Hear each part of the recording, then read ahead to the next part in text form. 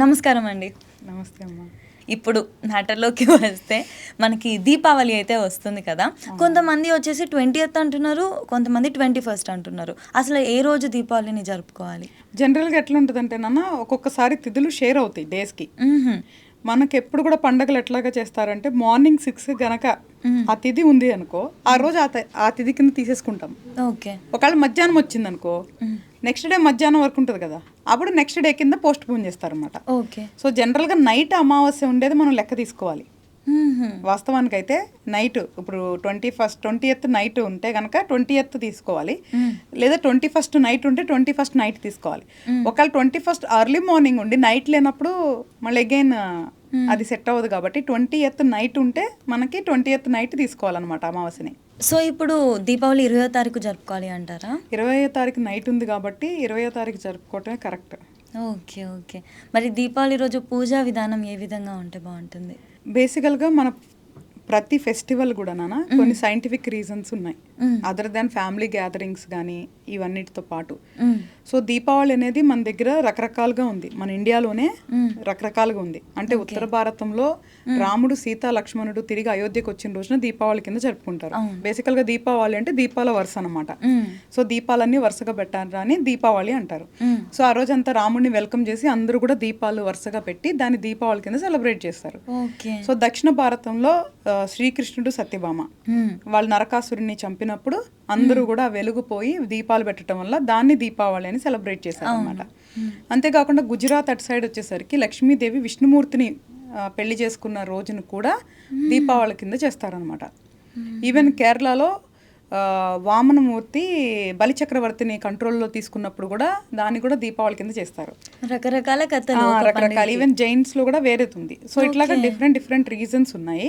But బేసికల్ గా అన్నిట్లో కూడా దీపాలు వెలిగించటమే ఫెస్టివల్.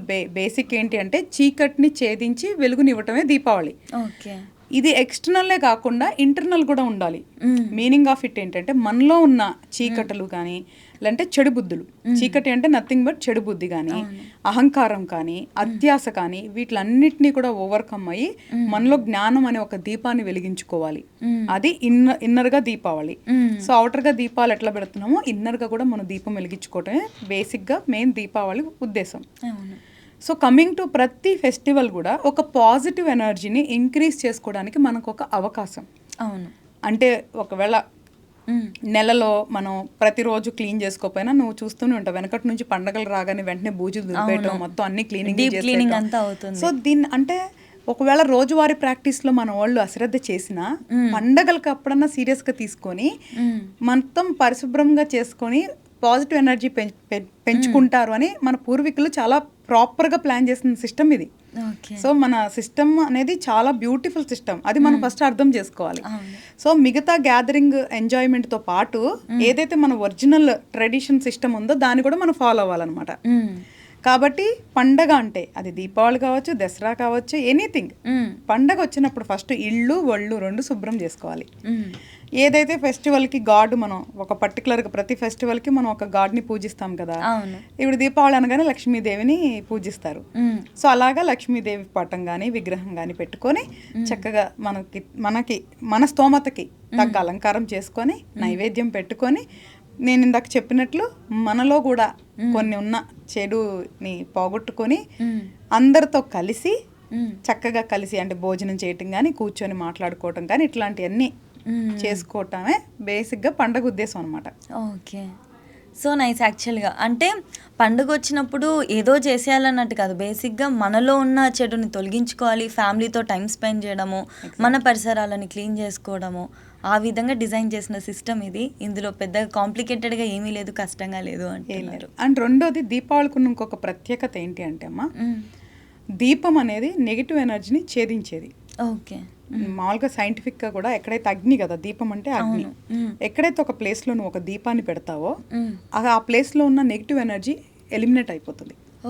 సో కాబట్టి దీపావళి రోజున మన ఇంట్లో దీపాలు పెట్టడం వల్ల ఇంట్లో ఉన్న ఏదైనా బ్యాడ్ ఎనర్జీ ఉంటే కూడా పోతుంది. సో కాబట్టి ఇది ఒక అవకాశంగా తీసుకొని చక్కగా ఇంట్లో నలుమూలల అన్ని మూలలు కవర్ అయ్యేలాగా దీపాలు పెట్టుకుంటే వీలైతే ఫస్ట్ మట్టి కుండలో మట్టి దీపం ఉంటుంది కదా, మట్టి ప్రమిదలు ఉంటాయి కదా, మట్టి ప్రమిదల్లో నువ్వుల నూనె వేసుకొని దూదితో చేసిన ఒత్తులు పెట్టుకొని వెలిగించుకుంటే మంచిది. ఒకవేళ అవి అందుబాటులో లేకపోతే సింపుల్గా పని పెద్దగా ఉండకూడదు అనుకుంటే మంచి క్యాండిల్స్, ఎక్కువ కెమికల్స్ లేని క్యాండిల్స్ని పెట్టుకుంటే మంచిది. ఎందుకంటే అగ్నికి అదే ప్రభావం ఉంటుంది. కాకపోతే ఈ నువ్వుల నూనెతో వచ్చేదానికి ఇంకొంచెం నెగిటివ్ ఎనర్జీని ఇంకొంచెం ఛేదించే అవకాశం ఉంటుంది. సో కాబట్టి ఇంట్లో అన్ని సైడ్లు కవర్ అయ్యేలాగా దీపాలు పెట్టుకోవటం వల్ల ఏంటంటే కొంచెం బ్యాడ్ ఎనర్జీ కూడా పోతుందన్నమాట. డెఫినెట్లీ దీపావళి రోజు దీపాలు పెట్టుకోవడానికి కూడా మనకు ఒక సైంటిఫిక్ రీజన్ కూడా ఉంది, 100% పాజిటివ్ ఎనర్జీ రావడానికి.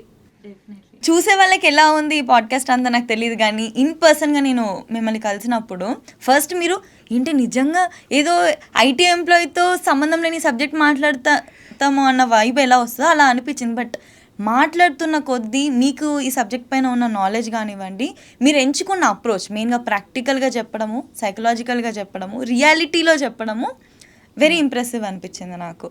అండ్ మీ విలువైన సమయాన్ని మా కోసం కేటాయించి మీరు ఇంత ఇన్ఫర్మేటివ్గా మాకు నాలెడ్జ్ని షేర్ చేసినందుకు మనస్ఫూర్తి ధన్యవాదాలు. అయ్యో, థ్యాంక్ యూ సో మచ్ నాన్న.